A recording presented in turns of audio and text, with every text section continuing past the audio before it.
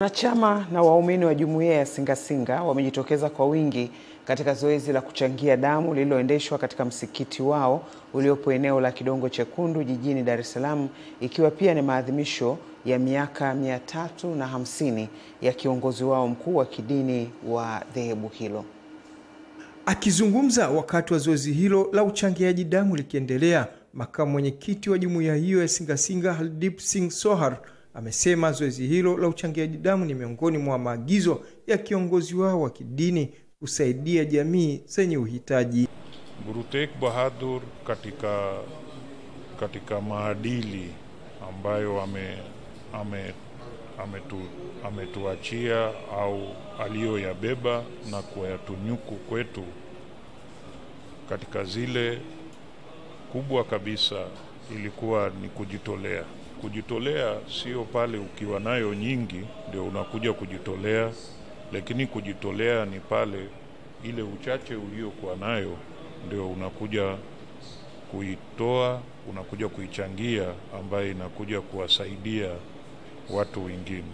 Tayari karibu mwaka 25 mpaka leo. Sasa kila mwaka sinafanyika karibu kila mwaka watu 60-70, ingine nafika 80 nafika nalipo. Sasa naomba watu wote, na sisi tunafanya shukrani kwa watu wote ya toka ingine unakuja hapa toka hapa Bali nakuja kusaidia hiyo sasa mazoezi hiyo. Alafu naomba kusaidia watu kutoka Muibili, daktari wote ya daktari sisi hapa inakuja kusaidia kila mwaka. Sasa basi natosha hiyo. Dr. Pandairi Sifairi ni meneja wa damu salama kanda ya Mashariki inaojumuisha mikoa ya Dar es Salaam, Pwani na Morogoro, amesema uhitaji wa damu ni mkubwa na kutoa wito kwa taasisi, jumuiya na wananchi kuendelea kujitokeza kuchangia, lakini pia baadhi ya taasisi ziliunga mkono zoezi hilo nazo zikasisitiza kuunga mkono zoezi hilo. Imebidi tuje kuungana nao kwa ajili ya kuchukua damu kwenda kuokoa maisha ya wagonjwa wetu wanaohitaji damu.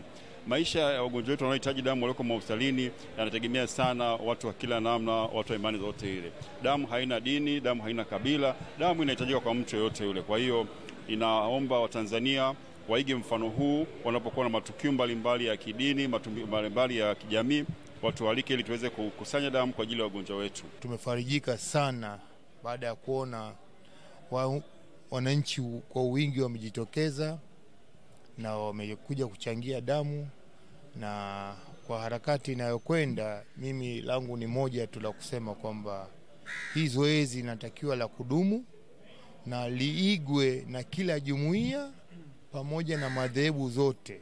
Tuko hapa kuwaunga mkono ndugu zetu katika zoezi hili la kuchanga damu kwa ajili ya wananchi, na iwe hili zoezi wanalifanya kila mwaka. Tunawashukuru sana kwa mchango wao kwa taifa na kwa wanajumuiya kwa ujumla wake.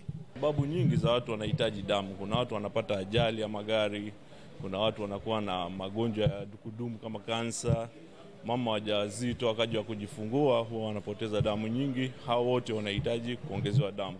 Hamisi Suleiman, Channel 10, Dar es Salaam.